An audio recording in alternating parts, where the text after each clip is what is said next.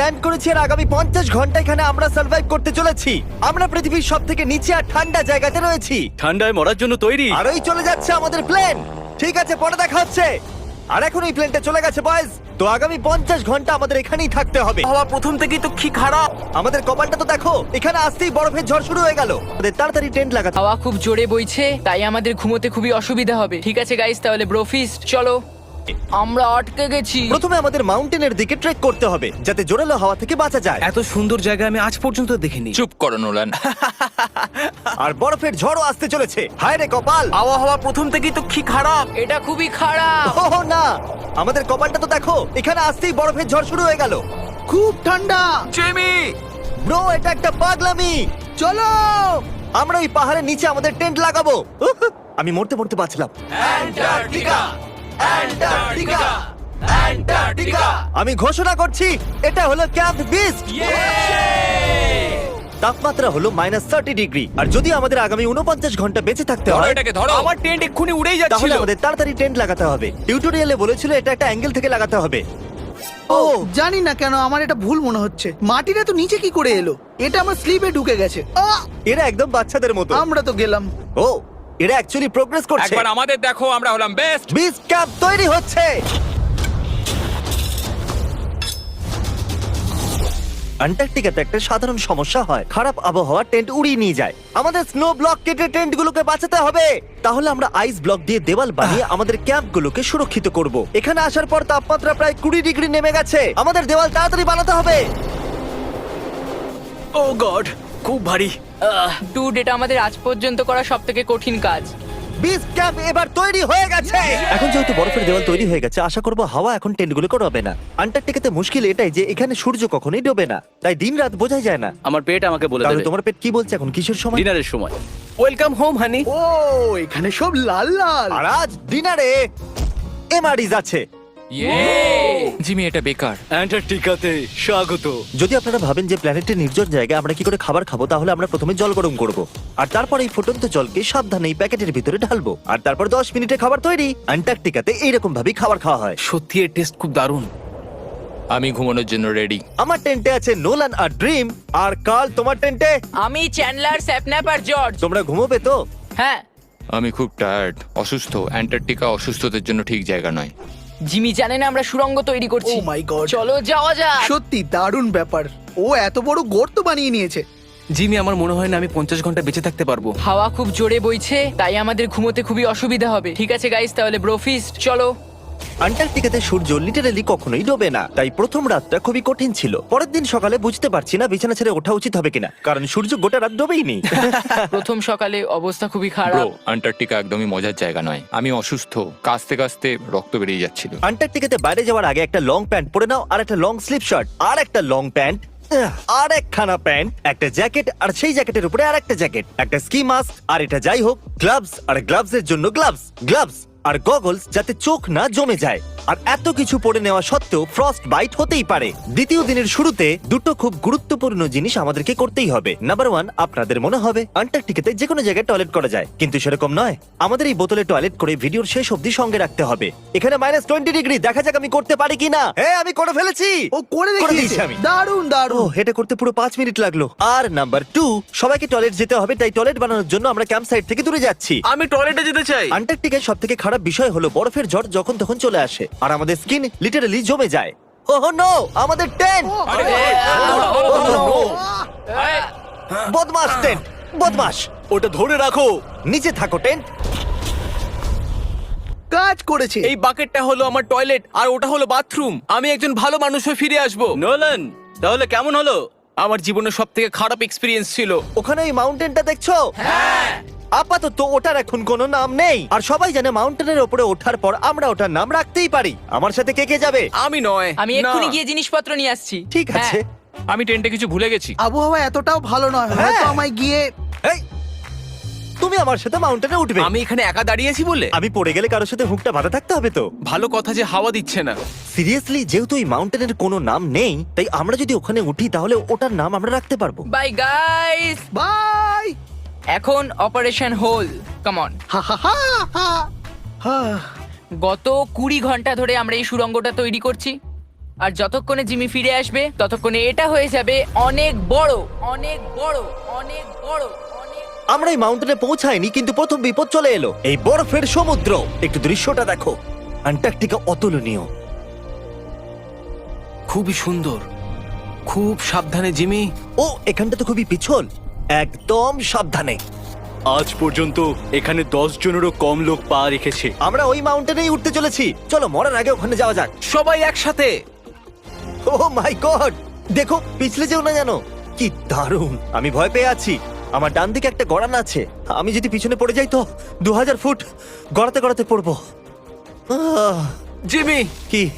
পুরো 30 ঘন্টা হয়ে গেছে। ও ইয়েস। এটা একটা বড় পাথর, মজা নয়, একদম মজা নয়। এখান থেকে পড়লে কি মরে যাব? হ্যাঁ, 100%। কার্ল এখনো গর্ত খুঁড়ছে আর ওটা অনেকটাই গভীর হয়ে গেছে। ব্রো, এবার আমি এখান থেকে বেরোবো কি করে? জিমি! আমি এখানেই আছি, শুধু হাঁটতে থাকো। ইয়েস, আমি বেঁচে আছি। আমি- এই জিমি, শোনো, বোতলটা যেন এক্সচেঞ্জ করে নিও না। ও হ্যাঁ, ওখানে এই ছোট ছোট ডটগুলো দেখছো, ওগুলোই আমাদের বেস ক্যাম্প। জানি না বয়েজরা কি করছে। হ্যাঁ হ্যাঁ, এরোপ্লেন। ইয়াম্মি। এই গর্তটা আমাদের আশ্রয় দিয়েছে, তো আমাদেরও ওকে কিছু দেওয়া উচিত। জিমি মাউন্টেনের ওঠার সময় আমরা ক্যাম্পটাকে আরো মজবুত করার জন্য দেওয়াল বানাতে পারতাম, ওদের টেন্ট পরিষ্কার করতে পারতাম, আর ওদের জন্য খাবারও বানাতে পারতাম। কিন্তু তার বদলে আমরা এই গর্তটা খুললাম। আমরা খুবই ভালোভাবে সময় কাটিয়েছি। আমাকে নয়, ওই সুন্দর দৃশ্যটাকে শুট করো। মনে হচ্ছে আমরা কোনো অন্য প্ল্যানেটে আছি। আমি মানতে পারছি না এটা পৃথিবী। মাউন্টেনে চড়তে চড়তে আমি বলছি, শপিফাই কি এমন একটা প্ল্যাটফর্ম যেটা বিজনেস শুরু করা সহজ করে দেয়? শপিফাই আমার ইউটিউব চ্যানেলকে বিজনেসে বদলাতে সাহায্য করেছিল। আপনাদেরও যাতে প্যাশন আছে, ওরা তাতে সাহায্য করতেই পারে, যেমন মাউন্টেনে ওঠা।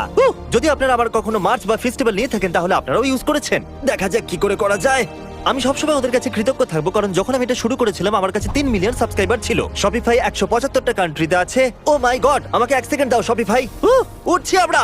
শপিফাই 175টা কান্ট্রিতে বিজনেসে সাহায্য করে। বিজনেস শুরু করা ভয়ঙ্কর হতে পারে, একদম এই মাউন্টেনে ওঠার মতো। হ্যাঁ। কিন্তু এন্টারপ্রেনারশিপ দিয়ে আমরা রোজ সকালে সেটা করতে পারি যেটা আমরা করতে পছন্দ করি, তাই রিস্ক তো নেওয়াই যায়। আমরা প্রায় পৌঁছে গেছি, আমি ওটা দেখতে পাচ্ছি। এটা আমার জীবনের সবথেকে ভয়ঙ্কর এক্সপেরিয়েন্স। এটা সত্যিই ভয়ঙ্কর, আমরা অনেকটা উঁচুতে রয়েছি। পরের বার এখানে একটা লিফট বানাতে পারবে জিমি? পৌঁছে গেছি। আমি সাবধানে। করে দেখিয়েছি আমি। এখানে অব্দি আসতে প্রায় 4.5 ঘন্টা লাগলো। আমরা করে দেখিয়েছি। নোলান, ইয়ে! ইয়ে জিমি, আমরা করে দেখিয়েছি আর বেঁচেও করতে আছি। পেরেছি। এটা মাউন্টেনে পুঁতে দাও। করে দেখিয়েছি আমরা। যেহেতু আমরা মাউন্টেনে উঠে গেছি, এবার আমরা নাম রাখবো। হয়তো এটার নাম রাখা উচিত শপিফাই। আমি এটা শপিফাই ছাড়া করতেই পারতাম না। আমরা জয় করেছি শপিফাই। shopify.com/behindbeast এ যাও আর শপিফাইয়ের সাথে আমার এক্সক্লুসিভ ইন্টারভিউ দেখো। আর এখন এটা হলো শপিফাই মাউন্টেন। কার্ল, তুমি শুনতে পাচ্ছ? হ্যাঁ, আমি শুনতে পাচ্ছি। ওভার। আমরা মাউন্টেনে উঠে গেছি। Congratulations dude. আমাদের মাউন্টেনের টপে দেখতে পাচ্ছ? এক সেকেন্ড, আমাদের হোল থেকে বেরোতে হবে। দাঁড়াও, কোন হোল? না মানে আমি বললাম এই হোল টেন্ট, পুরো টেন্ট। ঠিক আছে।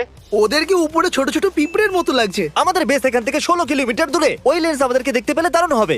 জানো মাউন্টেন চড়ার বিশেষত্ব কি? তোমাকে নিচেও নামতে হবে। না না না, আর এখানে আমরা কোনো জিনিস ছেড়ে যেতে পারি না, তাই এটাকে নিচে নিয়ে যেতে হবে। এই জন্য কি আমি এটাকে এখানে নিয়ে এসেছিলাম? কি মনে হয় ওরা ক্যাম্পে কি করছে? কোনো দরকারি কাজ তো একদমই নয়। ইয়া! হা, হা! আমার স্নো খুবই পছন্দ। এই স্লিপিং ব্যাগগুলো খুবই পেঁচানো। আর এটা কি? ডুড, আমার ঘুম পাচ্ছে। ওকে গাইজ, সকাল 4টে বাজে আর ওই মাউন্টেনে ওঠার পর জিমি ফাইনালি ফিরে আসছে। হয়তো অত মুশকিল কাজ আমি কোনোদিনও করিনি। মুশকিল কিন্তু বাহাদুরির কাজও বটে। ওর কোনো আইডিয়া নেই যে এই হোলটা আমরাই বানিয়েছি, তাই আমরা ওর ভেতরে যাবো আর ওকে সারপ্রাইজ দেবো। Home sweet home.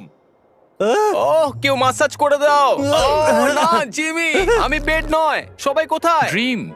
ও মাই Dream! গড, আরে, তোমাদের আমাকে অনেকক্ষণ তো দেখতে বলো। পাইনি। এখানে কিছু তো গন্ডগোল আছে। কাল সব সময় এটা করে। কাল, ও হয়তো ঘুমোচ্ছে। সকাল 4টে বাজে। কাল, 1 মিনিট, এরা আবার কোথায় চলে জিমি গেল? বাইরে আছে, ও জানে না এখানে কি হচ্ছে। এখানে নিচে আবার কি? ও মাই গড! ও 1 মিনিট, এই হোলটা কত গভীর? মোটামুটি 8 ফিট গভীর। কিছু বুঝতেই পারছি না। কি বুঝতে পারলে না? এটা শুধু একটা গর্ত। হ্যাঁ, কিন্তু কেন? আমরা শুধু কিছু করতে চাইছিলাম। আমি এটা বোঝার জন্য খুবই ক্লান্ত। গর্তের ভেতরে চলে এসো। Yeah! গর্ত, গর্ত, কি করে? গর্ত, এর এটা করলো কি করে? গর্ত, গর্ত, গর্ত, গর্ত। আমি করতে যেতে চাই। এটা সত্যি একটা দারুণ গর্ত। আমার আইপ্যাডটা দেবে? হ্যাঁ, জানো এই আইপ্যাডে কি আছে? পেঙ্গুইনের ভিডিও। না, আমাদের পরের দুটো মিস্টার বিস ভিডিও। তোমাদের বাঁচতে দিচ্ছি, কি দেখতে চাইবে? অন্ধ মানুষ প্রথম দেখছে, নাকি আমি খেয়েছি পৃথিবীর সব থেকে বড় বার্গার? অন্ধ লোকের মানুষ ভিডিও প্রথমবার দেখাই দেখবে। যাবে। ওকে, চলো চলো দেখা যাক। বলো কি মনে হচ্ছে? এটা দারুণ, তাই না? এটা কি? এটা তো সত্যি এটা দারুণ সত্যি ছিল। দারুণ। ও মাই গড, এখানে খুব ঠান্ডা। এখানে এতটাই ঠান্ডা যে ক্যামেরার স্ক্রিন হঠাৎ করে ব্ল্যাক হয়ে গেল। বাইরে জমিয়ে দেওয়ার মতো ঠান্ডা। আমি এখানে আর থাকতে চাই না, আমি শুতে যাচ্ছি। এটা হলো ক্যামেরা 10, আমরা শুতে যাচ্ছি। Good night. মাউন্টেনে উঠে আমি সত্যি খুব ক্লান্ত হয়ে পড়েছি, আর আমরা সকাল 4টায় ফিরে এসেছিলাম। এখন বিছানা থেকে বের হওয়া অসম্ভব লাগছে। এটা শেষ দিন, তুমি তৈরি? জিমি, কি? প্লেন যাওয়ার আগে প্যাকিং করতে হবে, না হলে আমরা এখানে আটকে যাব। দেখো, আমরা যদি ওই প্লেনটা মিস করে ফেলি তাহলে আমাদের এখানে আরো একদিন থাকতে হবে। 1 মিনিট, আমি ড্রেস পরছি। জিমি, উঠে পড়ো। কি হলো? এটা কি তোমার প্রথম সার্ভাইভাল ভিডিও? হ্যাঁ, ওরা টেন্ট থেকে বাইরে বেরোচ্ছে না তারিক। আমরা ওই প্লেনটা মিস করে ফেলবো। অ্যাকচুয়ালি আমি বলতে চাইছি যে ওরা মিস করে ফেলবে, কিন্তু আমি মিস করব না। আমরা ওটাকে মিস করব না। আন্টার্কটিকার প্রাকৃতিক সৌন্দর্যকে বাঁচিয়ে রাখা খুবই দরকার, আর তাই আমরা আমাদের টেন্টের একটা জিনিসও ফেলে রেখে যেতে পারি না। তাই আমি ওদেরকে দিয়ে সব জিনিস এক জায়গায় করালাম। 3 বলার পর আমরা কিচ্ছু ফেলে রেখে যাব না। 3 কিছু ফেলে রেখে যাব না। কিন্তু ওরাও আমার মতো ক্লান্ত ছিল, সেই জন্য তাড়াতাড়ি কিছুই হলো না। আমার মধ্যে একদমই এনার্জি নেই। ঠিক আছে, ওটা এখন এদিকে রাখো আর এটা এদিকে।